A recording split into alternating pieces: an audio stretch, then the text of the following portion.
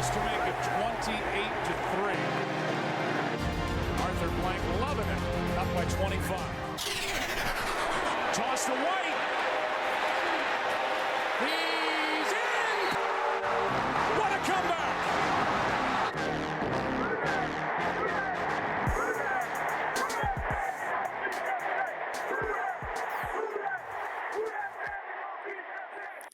All right, welcome to another episode of the 28-3 podcast. We are coming to you today to talk about the game from last week, that wonderful experience, the Spencer Rattler show in the second half.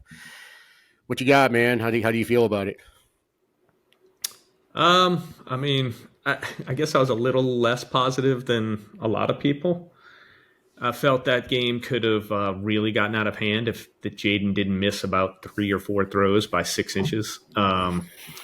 So I think we were fortunate when Scary Terry got open deep repeatedly, which, I don't know why that was happening, but they didn't connect on any of them. He got his hands on 2 of them just off the fingertips, and the other one was kind of a pretty poor overthrow by Jaden, who otherwise played really freaking well.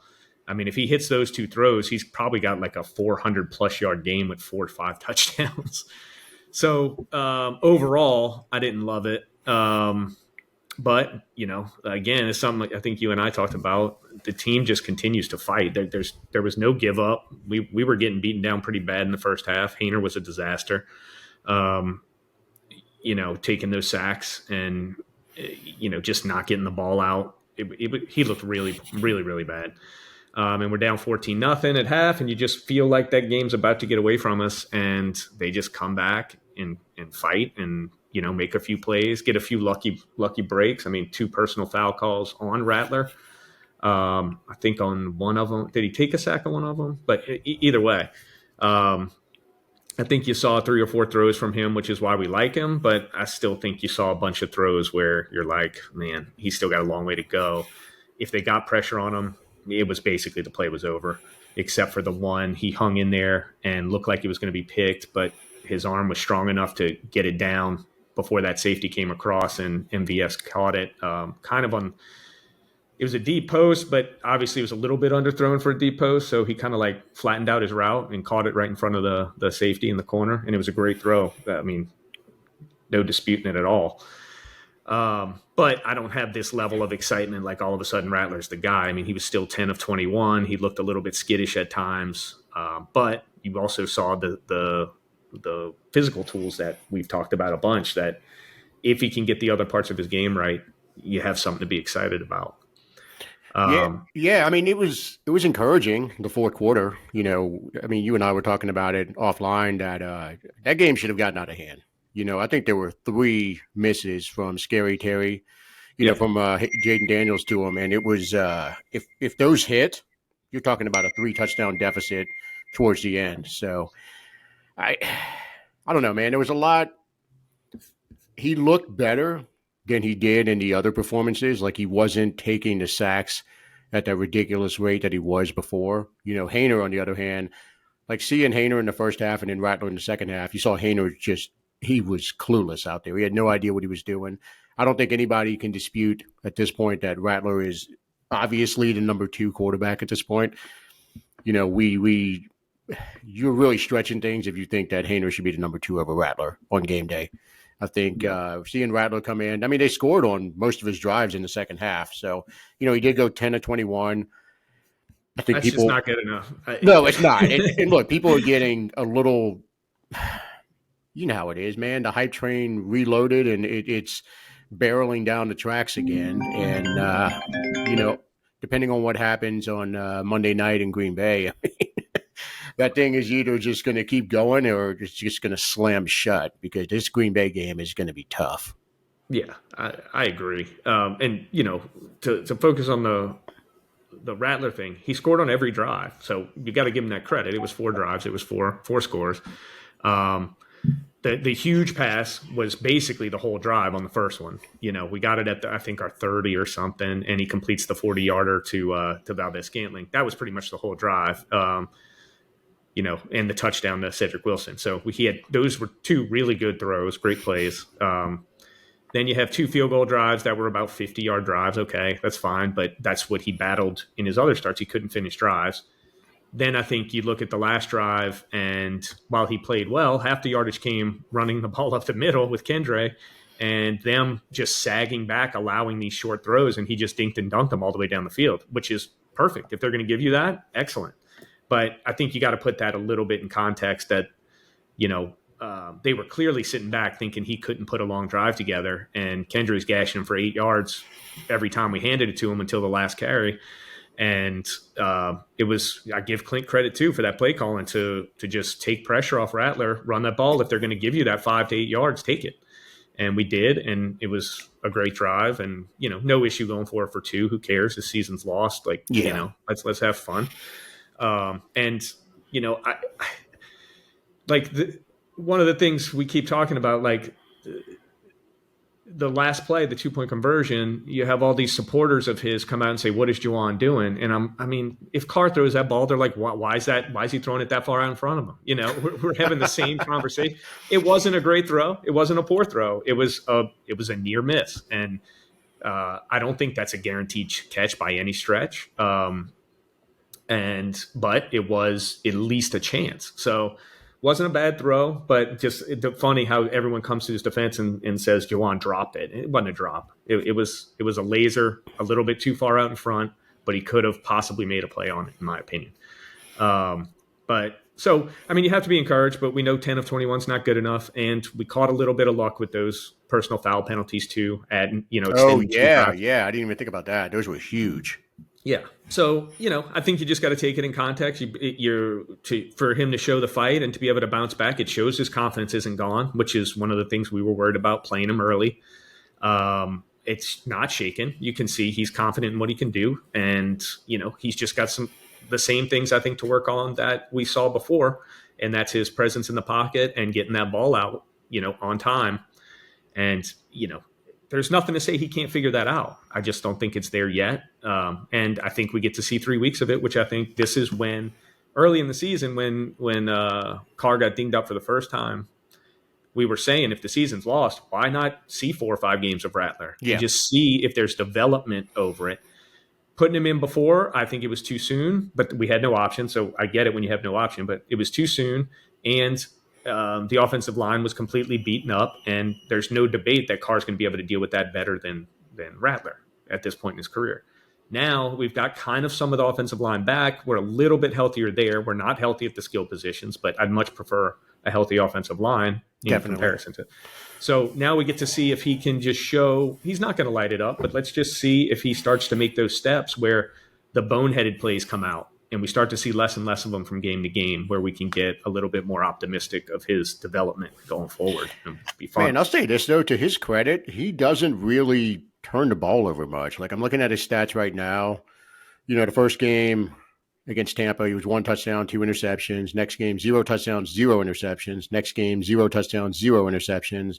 And against Washington, 1 touchdown, 0 interception. Should have had the 1. Yeah, he threw it right to the guy. Yeah, so it should be 1 and 1, but he, to his credit, even when he was taking, the enormous level of sacks that he was earlier, he still wasn't really turning the ball over much. That's encouraging at least, because usually you see these quarterbacks when they come in and they don't know what they're doing and they're just fucking spraying the ball like Jameis. They're Jameising it and just spraying it up all over the place and getting picked off left and right. And to his credit, we haven't seen that yet. So I agree and disagree because he wasn't scoring either. So no, he's not scoring. We weren't holding the ball. So it's good and bad. I think the sacks for him has been, you're right, the much bigger problem. And those, when you're a rookie quarterback who's still trying to process everything, when you put yourself in 2nd and 17, the drive's over essentially. Yeah. So he has to get that out of his game. He did a great job on one, getting one out where he was getting tackled and he just shoveled it off to the, I think it was near AK, but it may have been Kendre, and just got the incompletion and, kept the down and distance manageable. He did do it a couple times this game, which was great to see. I think the accuracy at some point we have to see that get a little bit better. It's low, and I don't know what he is on the year. If you have it in front of you still, look at it, but I bet it's in the very low 50s if I had to guess. Do you still have his stats in front of you? Yeah, I'm pulling it up right now. He is at 57.5%. Okay, it's better than I thought, but not great. We need to see that get into the 60s at least and consistent. But 2 touchdowns, 2 interceptions on the year, but he's taken like 15 sacks, I think, in very limited play. I think it's 14, but yeah, to your point, 14. it's too many. Yeah. But for perspective, I think Carr has 8 on the 10 games he played, and you've got Rattler, that was his fourth major appearance, 3.5 games. He has 14. I think we can call it 3 full games because he got benched halfway Denver, through right? that third In one. Denver. Yeah. So Haener came in for the second half. So he's essentially played 3 full games at this point. Look, I'm excited. I'm excited that this scenario is playing out where we can see him hopefully for the last 3 games. I don't think Carr's going to stop fighting to come back to play. We know he wants to play the Raiders. Like, there's no way if he's at all capable of playing, he's going to play. Rizzi came out and was kind of pushing back, against, I guess, the mass opinion that Rattler should be the no-brainer starter for the rest of the year. Rizzi's like, well, look, Derek's fighting. We're going to put him in if he can play. So, and I'll be honest with you, just from a football fan standpoint, like Carr or hate Carr, I get it. And it'd be hard for me to be upset if they let Carr play the Raiders game. In any other situation, I would want him on the bench for the rest of the year. And I think the Raiders game's probably a win with either quarterback, in all honesty. I think they're that bad. So for me, let him go against his old team, try and be think about it from his perspective a little bit. Look out for the players. I think that'll show a lot to the other players too. I think we probably lose the other 2 games most likely with or without him. Yeah. But I think I would like to see Rattler play a little bit more and see if we've seen any development from how terrible it was early in the season. And I mean, clearly this weekend was his best game. I mean, there's no disputing that. It's obvious, right? It's the most points he scored, and he was put in a bad situation and he made something of it. And so that shows a little bit of development, but they also didn't prepare for Rattler. It was a substitute situation. We've seen that before. A QB come in, they're prepared for Haener. Maybe he does a few different things in his game that they weren't planning on Haener. Maybe the game situation's different. I'd like to see some starts. I want to see him start the game and him play a game like that and maybe even a little better before I get too excited about it. But, dude, as a football guy and a competitor, I want him to let Carr play the Raiders if he's ready. I'd prefer it. I'd like to see it, but from a team building standpoint, I mean, I'd rather see Rattler 3 games, just from a let's build for the future standpoint and see what we have. I don't want to see him go in and the worst scenario for Monday is he goes in and just is terrible in the first half, and they say, hey, let's put Haener in and see if he gives us a spark. And then we get the inverse of what happened last week. I mean, that to me is the worst case scenario. And then you see Carr start against the Raiders, and then maybe he aggravates the injury and we don't know who to start on the last game. It's just, that's the situation I don't want to see. Like, I'd rather either Carr is healthy enough to play the last 3 games, or I guess the last 2 games, or we just see Rattler the rest of the way. I want to see what we have. We need to see him with some starts. This is the point in the season we talked about, earlier, where we said, hey, if the season's gone and we're out of the playoffs, by all means, put Rattler in.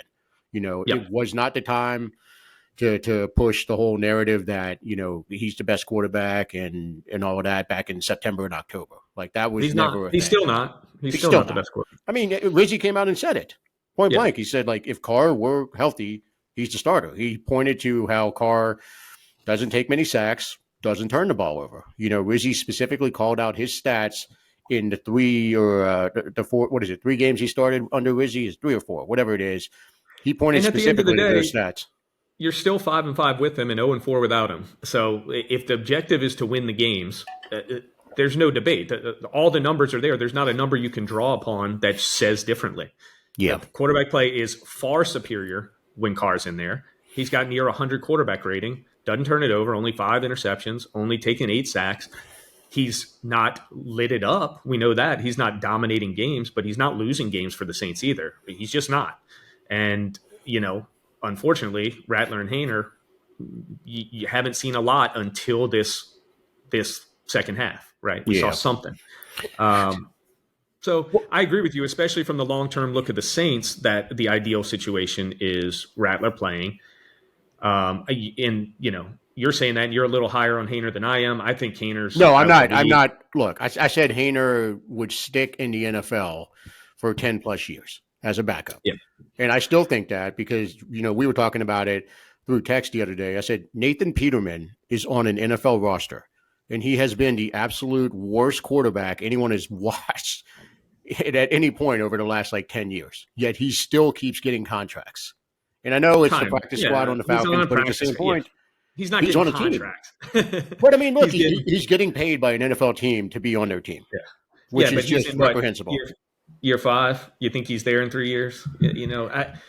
I'm not saying no, anything's possible in the NFL, of course. I don't see it. I feel like there's a few Haeners that come out in the draft every year. He's nothing special, so he'll just be replaced by the younger one here in the next couple of years. Oh, no. I'm not saying he's anything special. I just think he fits that career number 3 guy who just keeps moving from team to team, like Josh Johnson. The guy's been on half the rosters in the league. He continually gets contracts. There are players like that, and they're not good.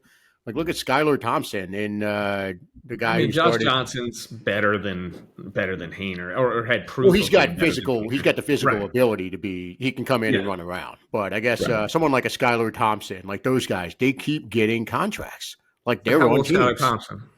His 4th year probably, but I mean, he's shown he's not worth the shit. He started a few games and was terrible. I go back to Peterman. Peterman's the ultimate example. Like that dude is terrible. But Peterman could also be a one-off situation. So we'll see. I mean, we'll see. I'm just, you don't hate him as much as I think as a player. You don't hate him. I think he's. Well, I mean, that's what it boils down to. You think he's trash and shouldn't be in the league. Right. And I think I don't think he's an NFL player. That's right. Okay. So I think it's clear to you, who even doesn't hate him, that our number 2 is Rattler. Right. I think without question. So, that says Haener probably doesn't have a path after his contract here, most likely, unless we decide to roll with Rattler and we keep continuity and he knows the system, which will be a new system next year. Maybe. But whatever. I don't think Haener's on the team next year if there's a new coach.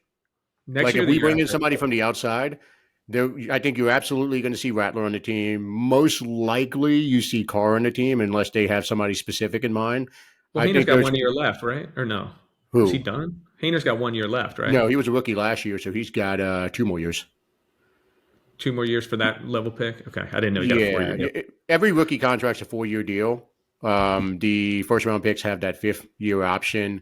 The undrafted guys, I think it's 3. I think it's 3 for exclusive rights. Free agent, so the club has control over you for a few years. But I think there's a scenario where Haener doesn't make it out of training camp or doesn't make it to training camp next year, depending on who the coach is.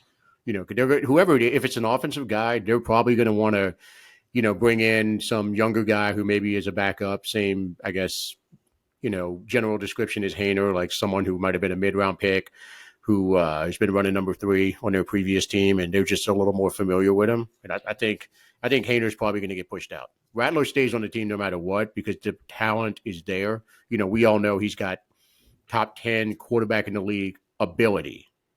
Yeah, does he have the intangibles and all that? That we don't know. We haven't seen that yet, but we haven't seen it yet. He can't. Doesn't mean he can't get there. My opinion. Like for quarterback, your brain is above and beyond any physical skill. If you've got, people like Drew after the injury show it, while his skills weren't bad, we know that, he became elite because of his mind.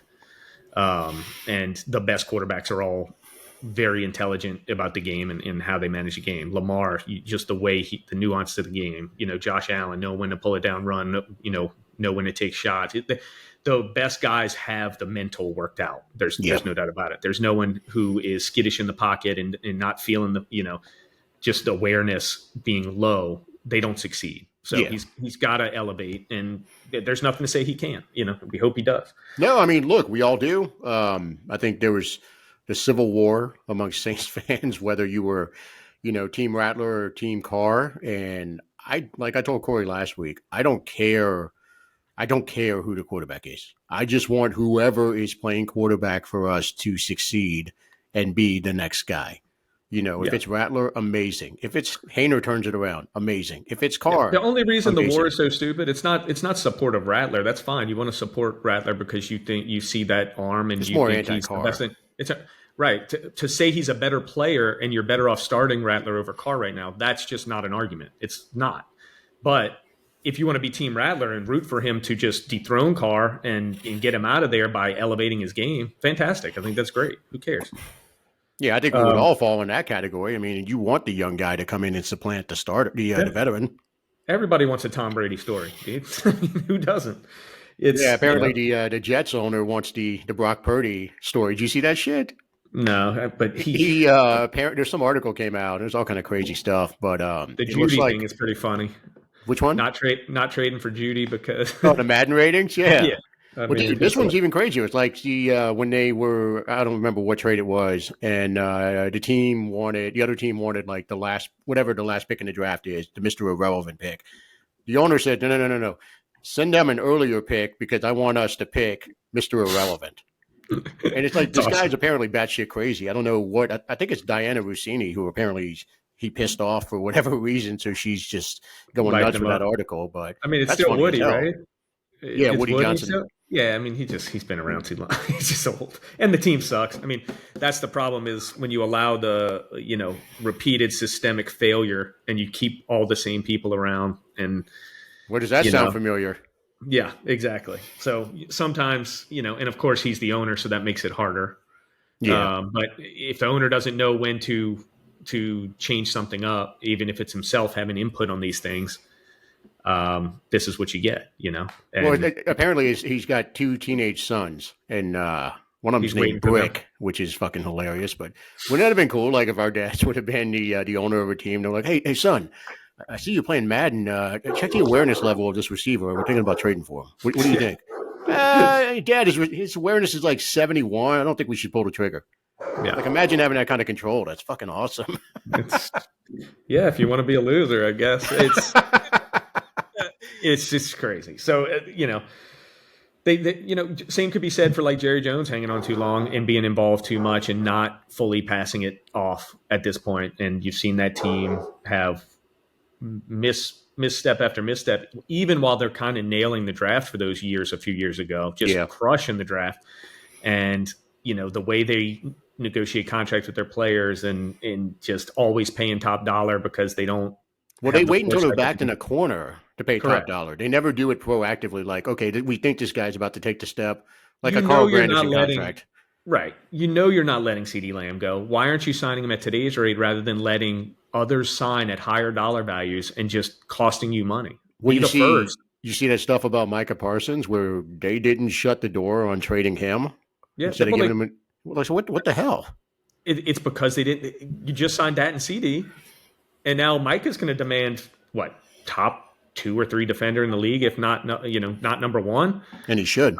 And so what do? You've got the number 1 receiver, the number 1 quarterback, the number 1 defensive end. Now you're in that spot. You never got ahead of any of these contracts because you would admit to yourself that you weren't going to let CeeDee Lamb go. You weren't going to let Dak go. If you were going to let Dak go, fine. But you make that decision and you move forward. You don't hedge it and then pay 10 more a year. Yeah. It doesn't make any sense. No, it's ridiculous. Well, hey, let me ask you this about Kamara. So there's a possibility he doesn't play again this season, and he's still short of the magical. He needs 50 yards for his first 1,000-yard season. Dude, okay. We've had this conversation for years, but I am in the camp that I think it would be hilarious to see him make it to the Hall of Fame without having a 1,000-yard season. I think it would just be amazing. But it would be if he gets there. So but do you really think he needs 1,000 yards? Okay, let's go hypothetical. Let's say he gets over the 100-yard touchdown mark. Yeah, we say is an absolute must for him to even be considered, seriously considered. I think what did we figure out? Like 110 would absolutely get him in. Yeah. Well, there's only one with 100 that's not in. Shaun Alexander, right? Because he had a short career and a short dominant period, and he didn't win. So, and I still think at some point probably Shaun Alexander gets in. I Down still the think, road, yeah. I still, That's that one when we're like 70 and we're like, oh man, that dude was awesome. I remember him. yeah, for 4 years, he was, debatably, if not for LT, the best running back probably in the league for 4 years. He's definitely the best running back in the NFC over that span. No doubt. And, yes, you get injured and, they let Terrell Davis in because he won. Well, his stats blow Terrell Davis away, and he was equally as good, if not a better player for his 4-year window than Terrell even was. And Terrell was spectacular.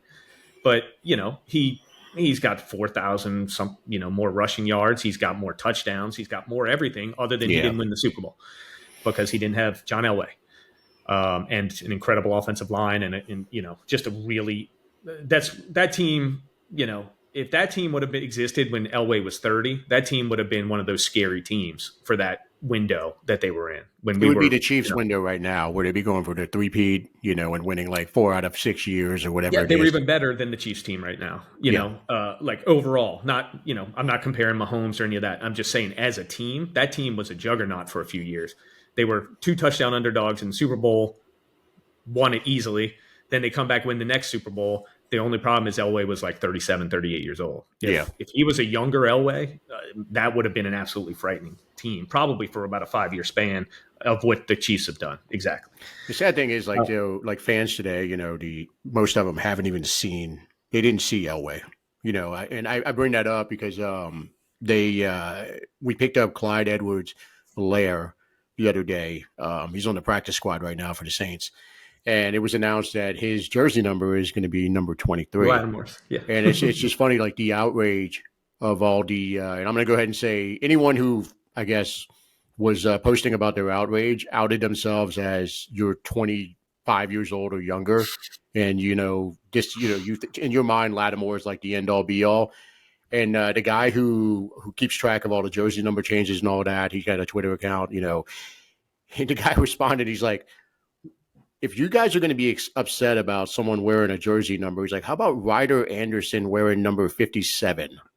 It's like, I guess kind of redirect your anger because like Ricky Jackson, NFL Hall of Famer, one of our favorite Saints ever. And right. I love him. He's amazing. If you think Lattimore is a legend, you just don't have any perspective. He's not a legend. And you say that as the biggest Lattimore. Biggest fan he had. Yeah. 100%. He was our best player, in my opinion, the last few years. DeMario got that credit for being the best player, but to me, the most talented, best player was Lattimore. But he's not a legend. He has 7 years here, 4 Pro Bowls, excellent player, but you don't get your jersey protected. For that. Well, it's the same people that were freaking out about who was it? Who got number 13? St. Brown. I don't know how to say his first name. He was wearing number 13. Everyone's freaking out like this is sacrilegious. You can't give away Mike Thomas's number. It's like, guys, you realize that Cesar Ruiz is running around wearing Sam Mills' number? Right. There's a nobody at the end of the roster every year who gets issued number 57. Yeah. There's only so many numbers, and to get protected, you have to be an absolute legend. So give it up, let it go. Look, I mean, we don't retire jerseys. The only ones that apparently have been deemed untouchable are 9 and 8. So the equipment manager just absolutely refuses to hand out 8. There's just no way. Like multiple people trying to get it. That's not for his play, or his success. 9 is fair. I mean, 9. No one should ever wear 9 for the Saints again. That's the only one to me that should be untouchable. Yeah, he'll be the greatest player for the franchise, probably. Well past him when we die. So that's fine. And here's the one nostalgia for you. with Archie, it makes is sense. Is he the greatest number 9 in NFL history? I'm trying to think of another number 9. I'd have to look at that. We got to look it up, but I mean, I can't. That'd be a good episode. Like, see which. I can't think of who. It's up there. If he's not the best number 9 ever in NFL history, he's in the top 3. I say that pretty confidently. Who? Man, I can't even think of a number 9. We'll have to. We'll look into that later on, but. I mean, I figure between the two of us, one of us should know this, who another number 9 is. I think I would know it. I mean, at least in recent history. There might be some, someone in your Hall of Fame set, I'm sure, who's rocking number 9. But I'm sure. I mean, think about all the great quarterbacks that we all grew up watching. Like, none of them wore number 9. No, Peyton, Marino, Elway. Montana, 16, Elway was 7. You even go deeper, like Jim Kelly. 12. Yeah. Yeah. I don't know. That's a fun topic, though. We'll have to see if there's another. There's a possibility, though. That's the greatest number 9 in NFL history. So I can't think of another number 9, but doesn't mean there isn't one. Again, like when you're talking the really old school guys, I don't really know those jersey numbers. But shit, don't sell yourself short. Come on, man. You stare at that shit all day in the Hall of Fame. I know all of them. I don't know their numbers, honestly. I know all of them. I mean, once you get past the 80s, you're going to lose me on their actual jersey number. Yeah. Why don't we go ahead and talk about next week's game? I guess I should have said this at the beginning, but we're going to go ahead and roll the review and the preview podcast into one this week since it's holiday week and everybody had a lot of stuff going on. It's hard to get everybody in the same room. We will do the same thing next week. Looking at recording on Thursday, we'll do the same thing, combo review of the Packers game, and then go ahead and preview the Raiders game. And we'll have Corey back for that one. At the end of this episode, Corey's going to jump in and give his thoughts on the game Monday night, and then he'll drop his lock of the week for anyone who wants to make a little money this weekend. Last minute Christmas gifts. But bet against him. Yeah, well, I mean, I don't think he gave us enough credit for the assist on that one lock that hit. And good for him. Hey, he needed an assist. So. Felt like John Stockton on that one before we hit record. But yeah, so I guess kick us off on this. What do you think about the game Monday? Give me your quick hitters. Washington I thought was going to be really bad. It was trending that way. They missed a few plays that caused it not to get out of hand, and then we hung in there to our credit. But I think we absolutely got dominated for most of the game. So I'm going to feel the same way about it for this one. I think it's going to be really bad. Probably something 30-6-ish. You write this down. Okay, hold on. So like 30 I'll say 30-9. How about that? We're going to have a big game for Groupie. He'll go 3 for 4 on field goals. I think, whether I haven't looked at that. Have you? You know what that's going to look like? I'm actually looking at it right now. It says, though the snow, this is as of 6 hours ago, though the snow won't be nearly as strong as what Green Bay experienced Thursday, fans can expect some snow in the air on Monday Night Football. Okay, so apparently it's snowing pretty bad over there. What's the temperature? Let's see. Light snow expected during the day. Snow likely to continue through kickoff. Should end by the end of the game. A high of 33 with a low of 23 by the evening. Wind expected to be 10 to 15 miles per hour. Okay, the wind's not going to impact him. No, I mean, Rattler's got a strong enough arm. I don't worry about it. If Haener were playing, I'd be terrified. Yeah. I think they're a really good team. I don't think they're one of the best teams in the NFC. I think they're third in their division, which is wild. But I think they're really solid. They're probably that next tier down, and they're at home, and it's cold. I think their offense is going to have no problem. They're going to try, I believe, and run it at us a ton.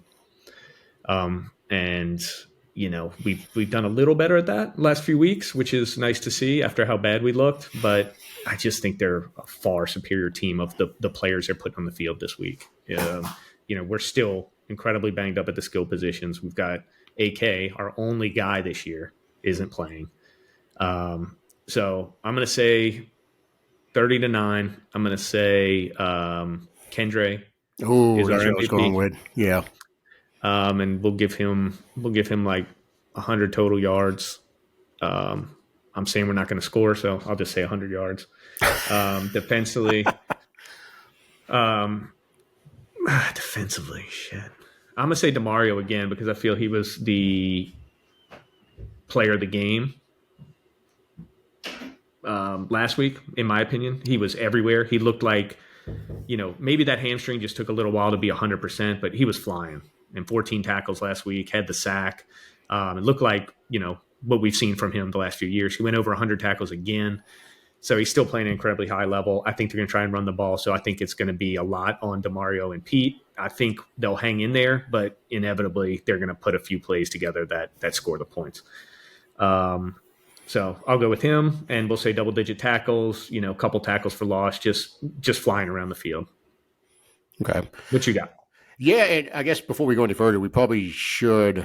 I mean, I was going to wait until we had Corey, but we need to nail down who the offensive MVP and defensive MVP were for last week. I think Rattler was the offensive MVP against the Commanders just for being at the helm in the second half. Although, with a big assist from Kendre Miller. And then defense, who did we say on defense? It was DeMario? I thought it was DeMario, clearly. Me. I still felt it was, it was definitely AK until the last drive. That catch was insane. That catch play was unreal. awesome. That's where he got hurt, which Yeah, is crazy. stretching for it. Yeah, you saw him take that long step to get his hand to the ball. I mean, best player of the year maybe for the Saints. Yeah. Unbelievable. We hung in the game there with him. He was the center. I think he averaged something really good per touch, maybe 8 or 9 yards per touch. For me, it was him and an assist to Rattler. So we'll just let Corey break that tie when he gets on. So we'll let Corey make that final call on offense. Defense for me, it was DeMario, hands down, and a lot of good defensive games, honestly. And the performance was incredible. We had 8 sacks. Chase got back there. We had Chase. That's who it was. I couldn't remember. Chase was. I would probably go Chase for me. Chase, 2 sacks, I think. Then Granderson had a sack, right? Cam had 2 sacks. Cam was fantastic. Oh, yeah, Cam too. 6 tackles and 2 sacks for Cam. DeMario 14 tackles. It was It's a tough one on defense. Great performance, but by the defense, considering they got away with letting that deep ball get open a few times and didn't have it covered up.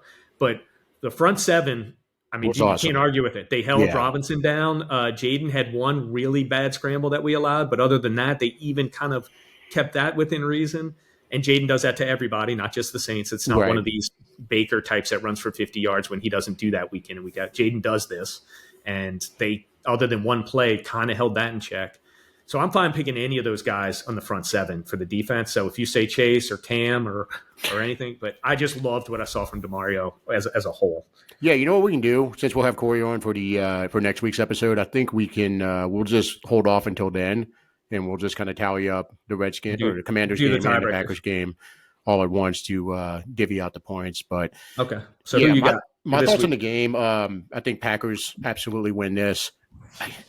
I'm with you. I don't think it's going to be close. The weather, they're a far superior team. I agree with you completely that they are probably in that second tier, and it's remarkable to me how good the NFC North is this year. 3 teams that would absolutely run away with the NFC South. 10-win teams with 3 weeks ago. 3 of them. That's crazy. Yeah, it's wild. And the Lions are beat up to all hell right now. So, there's a real scenario where they don't go the furthest in the playoffs out of these 3 teams. So, they play, right? Minnesota and Lions play last game of the season, I think. I think so, yeah. And that's going to be to get in. So even if Minnesota loses one, they're going to fight. And I think they take the tiebreaker with a win because they lost the first one, but then they would have – I looked at it. I think they would somehow win the tiebreaker. It's like 3rd or 4th tiebreaker if they tie. Yeah. So that game's crazy. Last game of the season is going to decide who's the number 1 seed and who's a wild card. That one better be flexed. Like, that's the kind of game that needs to be the last game of the regular season, Sunday Night Football. I mean, it's I don't know if I trust Sam Darnold completely yet, but Jesus Christ, like, the skill position talent is insane. That defense is just nasty. That team's fucking good. The only way they falter, in my opinion, and I say the same thing about players like Big, is when he has his turnover, which he'll have. Is it the back-breaking turnover, or is it something they'll overcome? Yeah. He's still turning it over. Let's be honest. He's double-digit turnovers. He's playing great, best he's ever played, but he's still turning it over. And in playoff time, that can be the difference.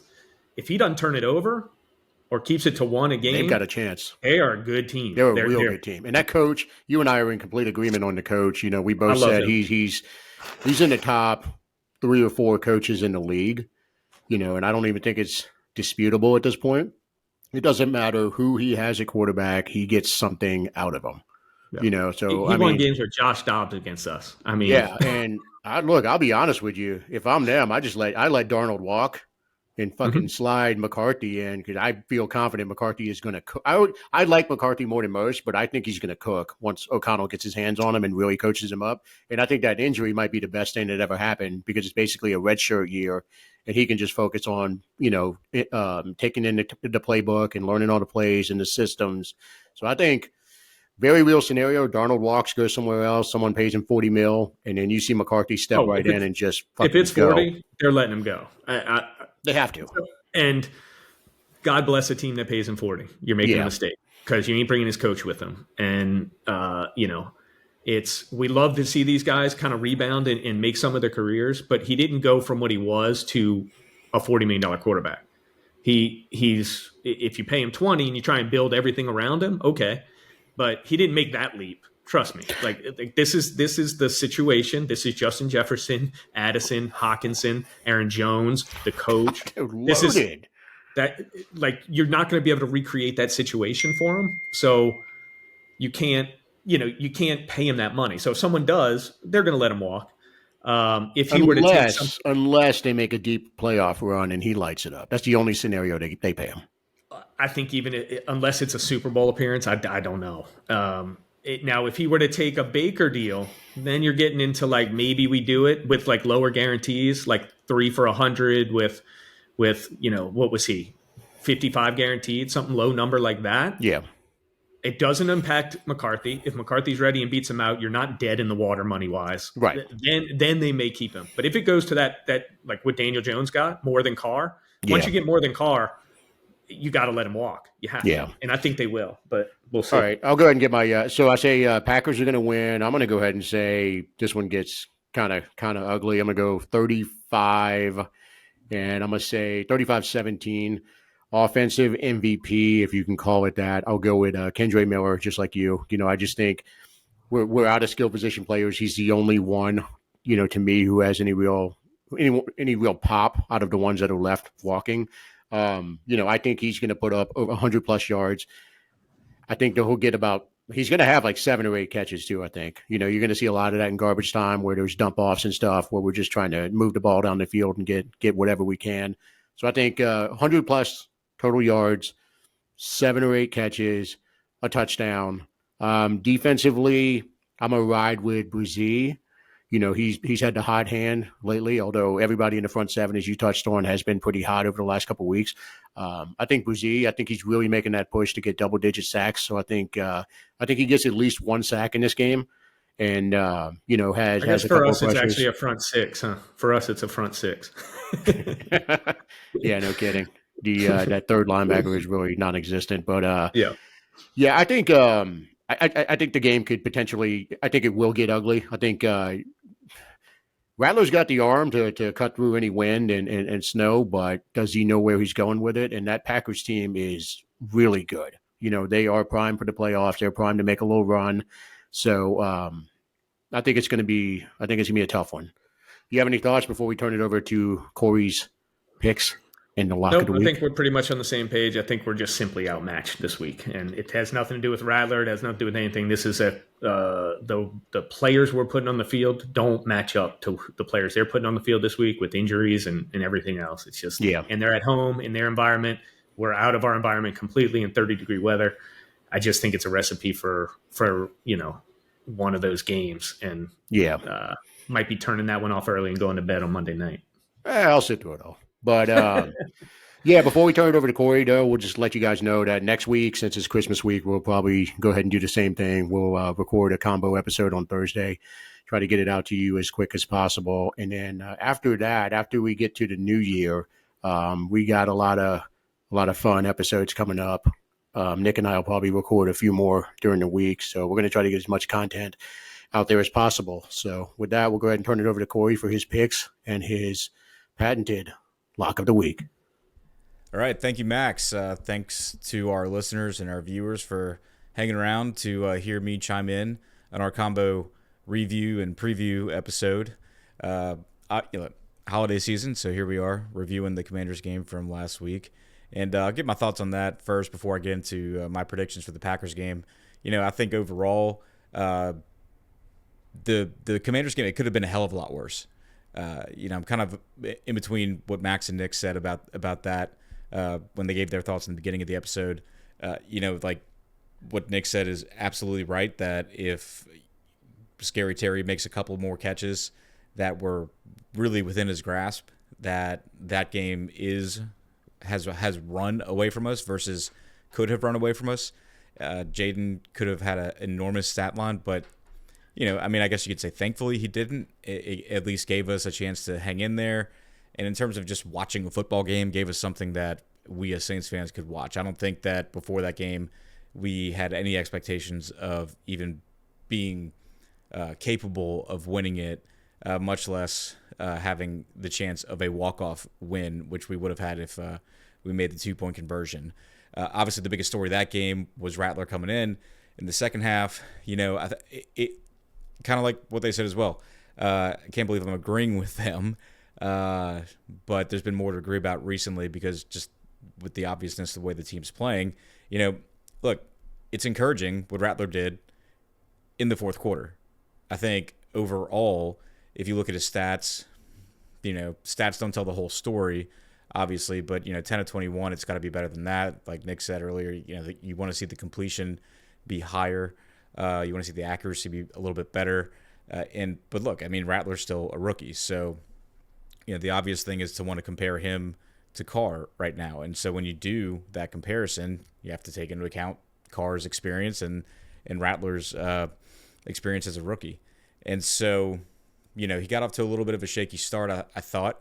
What I was encouraged by with Rattler was that, despite any struggles he had in the third quarter, he, unlike a lot of young QBs, when the moment became big, he lived up to it and led the team at least into scoring positions, get those field goals early on, but especially in the fourth quarter, he helped guide us down the field to put us in scoring position, especially making that touchdown completion to Foster.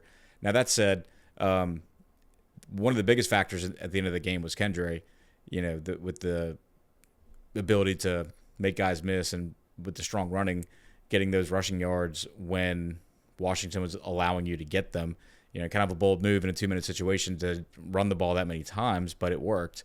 And I think decent game management with the timeouts to allow yourself the ability to possibly punch it in and win it with a 2-point conversion.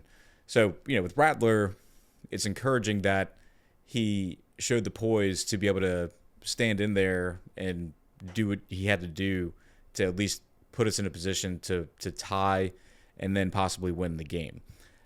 I think overall, though, we have to temper kind of the hype. I get the hype. I get why people want to go off on, there it is. There's what we were looking to see. But I think the Commanders' performance was the performance of a backup quarterback at this point. And that's okay. He's a 5th-round rookie pick. And you have a veteran on your roster who can be your starter, who, while, again, like we've said many times, he's not a top 5, top 10 QB. He is mid. No one's saying Derek Carr is, some lights out QB. But I think it proved what we have been saying, that Rattler has all the tools. He has all the physical capabilities. He has the potential to be molded into someone who can become an NFL starting quarterback. You saw some of the intangibles needed for that. But it's not there yet. And so, it's just me here, right? So I'm not going to go into too big of a tangent about all the backs and forths on Saints Twitter and the pundits and talking heads about, whether we should consider Rattler to be the starter next year and just cut bait with Carr. Because obviously the financial implications of just moving away from Carr next year are enormous on our salary cap, for one. But, my biggest thing, because this one game has brought it up, I think people were just looking for that tiny enough sample size to say, yep, there it is. That's why Rattler should be the starter next year. That's what we should plan for going into 2025. Let him play the remainder of the year to develop and then be our guy going into next season, start fresh. And like that's great in theory, but the reality is that if you're going to take your young guy and make him your starter over someone who is already under contract, and like Darren Rizzi said, and yeah, it's like in-house talk, but I mean, you look at the way the team has handled or the offense has gone when Carr's there versus anybody else. You know, if you want someone to replace that, to replace a, you know, really good touchdown interception ratio, to replace a guy with a 68% completion percentage, to replace a guy who doesn't take many sacks, which is a big deal, much to the difference of what a lot of people say. Everyone's like, oh, well, Josh Allen takes a bunch of sacks. Patrick Mahomes takes a lot of sacks. Lamar Jackson takes a lot of sacks. You're talking about Lamar Jackson, Josh Allen, and Patrick Mahomes. If they take more sacks than Derek Carr, they're making up for it in other ways because they're better. A hell of a lot better. And so if you want someone to replace a guy with the experience of Carr, you know, and again, not saying Carr is that big of a deal, he is very adequately ranked, like 17th is what I think we had on our game show, 20th, and then in his bad games, he's worse. If you want someone to replace him, you want that guy to be playing better than him in any kind of way, shape, or form. Statistical, non-statistical, eye test, whatever you want to call it. It has to be readily apparent that he is definitely better than him and better than him in a consistent stretch of time, meaning over the course of multiple games. You've seen one half of Spencer Rattler, really one quarter, where he has shown the poise and the intangible, you know, gusto to get you in a position to win a football game, which is extremely encouraging. But let's see how many times he can stack that up again. How many times can he string it together? You know, in reality, so what, we have three games left. I might be wrong on that, but you know, you want to see a guy who's going to be your heir apparent for the following season. You want to see that in at least 4, 5, 6 games running away. I just don't know that we're going to have the ability to do that, to see that. Now, if he is a revelation, you know, if he overperforms in the Packers game and then into the last few games, the next couple games after that, then, you know, a different story. But the good thing is that Rattler played significantly better than he did in his earlier stint when he came in as a starter, and including the game he got benched in. So you're happy to see that. But just to address the whole, is he our new guy for like next year? I don't think we can have that conversation yet, because then you're saying that, you know, you're taking a rookie performance, which is going to have tons of ups and downs, going to be incredibly inconsistent, versus a not great but relatively consistent performance from the guy who's under contract in Derek Carr. And you're going to say you want the second-year inconsistent guy to be your starting quarterback heading into the season. I mean, what's going to get you there? Training camp? OTAs? That's not enough to push him over the edge. You know, it just isn't. I think he has a very good chance to get there.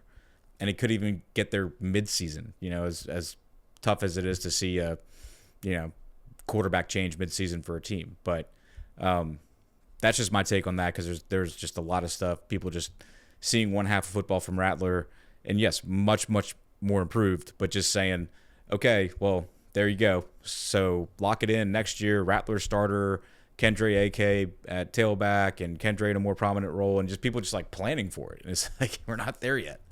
But yeah, I think, the Commanders game was indicative of where we are as a team right now, with the interim head coach and, you know, a pretty decimated skill set on offense and an offensive line, which is, you know, your starters are healthy, but they severely underperformed, even still. But you know, we'll see how that goes. But moving on into this Green Bay game. So we heading up to Green Bay, Max and Nick talked about the weather. That's obviously something that comes up first with Green Bay in December. It could be snowing. I'm not honestly. I was worried that the temp was going to be one of those like temperatures in the teens, extremely cold game, because it's kind of like that almost just as much as the snow affects just how these guys can play. The temp's going to be like mid 20s, 30s, so like it's not that bad. So I don't really see the weather being quite as much of a factor. It's just going to be cold, and like, yeah, our team plays in New Orleans. The guys are living in New Orleans during the year, or at least half the year when they're doing home games. But, a lot of these guys didn't grow up in the South, and they've played college football in cold weather environments. It's not going to be their first cold weather game. So I'm not really as concerned about the weather. I'm more concerned about just how good Green Bay is. They're just a solid football team right now. And they got to, and again, we talked about it all the time with QB play. A lot of NFL games nowadays just come down to who's got the better quarterback. And obviously Jordan Love's much better than even if it was Carr in there. You'd pick Love over Derek Carr. And so we've got our backup in there. So you're going to pick Love over Spencer Rattler. Which offense is going to move the ball better? It's going to be Green Bay, more than likely. Unless our defense really bucks up. And the defense last game showed signs of. I was encouraged with how they responded to stopping the run. Did a much better job stopping Brian Robinson against the Commanders than they did even in the Giants game. And so, hopefully we see that again. But then again, Josh Jacobs with Green Bay is a whole different story. I mean, the guy's a beast. So Green Bay is going to get theirs in the running game. And, we recently, given our kind of injury predicament, given the, what we don't have on offense, we've tried to play the ball control game. That's going to be really tough against this Green Bay team, because even if it's not 100% a running attack from them, Jordan Love's got the ability to stand in the pocket and even complete the short passes, convert on third downs. So I just have, a hard time seeing us being able to really execute the game plan that we want. So that said, I don't think, but so while I say that, I'm looking at Max and Nick's predictions. Max having his 35-17, Nick at 30-9. I still don't think it's gonna be a blowout. I think there's a decent chance we could cover. 14.5 is a huge spread in the NFL, gigantic. And while Vegas odds makers usually know what they're talking about, I mean that's a college spread in an NFL game. So I would, I'm not locking it in. All right, we're getting there. We're gonna get there later, but it's not a lock. But I do think we can cover. But that said, my prediction is a score of Green Bay winning at the score of 28-13, and so I can't predict us to actually cover. But Green Bay 28-13. My offensive MVP is Kendre. Max and Nick went with the yardage total. I'm going to go with Kendre 1 touchdown, and I'm going to go with rushing yards for Kendre. He's going to have 70. And yes, we all picked the same offensive MVP, but I can't. Last week I picked Foster, who had a good game. I don't think he was MVP level, but I got to go with him. And speaking of MVP, I know we're going to get back on this one. Last week's MVP, I do have to go with Spencer Rattler on that one. You look at the way the game was going. The change of one person, albeit a big one, at QB, completely changed that game. Even though he wasn't perfect, he had some flaws, whatever. But if you look at who had the most value in the Commanders game, it was Spencer Rattler. I think we're going to break the tie on the defensive MVP from last week next episode, but just had to throw that in there. So back to the Green Bay game. So Green Bay 28-13. Offensive MVP for me is Kendre. My defensive MVP is Chase Young. I think he gets home for 1 sack. I think he builds on the momentum from last game. This game is going to be played, a lot of it up front. And whether it's Josh Jacobs running off tackle towards the end, towards Chase Young, Jordan Love scrambling, Chase Young getting there. I just think Chase Young's going to be involved in back there getting a lot of pressure. So his stats might not be crazy, but I think he's, when it's all said and done, you're going to say he was the MVP for our defense. So I'm going to go 1 sack, multiple tackles for loss, and possibly a pass defense, batting down a ball at the line. So that's my my pick for this one. And as Max said in the lead-in, I'm also here to give you some locks. So let me cue that up real quick here and see what we got. Ho, ho, ho! Merry Lockmas! That's right, folks. We're back. Another week of locks. Didn't get you last week, but, we're going to get back in the winning column here. Happy holidays. The Saints are going to Green Bay. Take on the Packers. Possibly snow. It's going to be a good time, guys. It's our last game before Christmas. Next time we'll see you. We'll be on our way into the new year. And when I think about the lock for this game, I think about the Who Dat Nation's favorite little elf. That's right. Blake Grupe. And the biggest question with our favorite little elf, is he going to help Santa give us some toys for Christmas, or is it going to be coal in our stockings? Are we going to be on the good list or the bad list? And when I think about our favorite little elf, Blake Grupe, I also think about the last time he went to Green Bay. We lost by 1 point, and he missed 1 field goal. And so while I want to be in the Christmas spirit, and I am, clearly. I mean, we got Saints 28-3 lock clause here, right? Got my hat on. It's going to be coal in our stockings with our favorite little elf, Blake Grupe. Tough weather, but more than that, he will have pressure on him to make some field goals. And so my lock of the week is that while he might make some field goals, he's going to miss some field goals. And that's right, you heard plural. He's going to miss 2 field goals. So, your lock of the week, Blake Grupe, our favorite little elf, in the Christmas spirit, or taking our Christmas spirit away, whatever you want to call it, he's going to miss 2 field goals. So, don't know if you could bet that on the Christmas betting websites, but that's my lock. 2 missed field goals from Blake Grupe.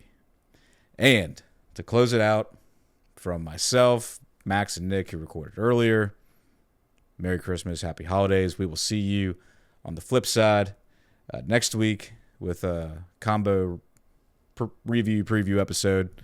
And we hope all of you enjoy your holidays. And until next time, Who Dat? And thank you again for listening to the 28-3 podcast. What a comeback!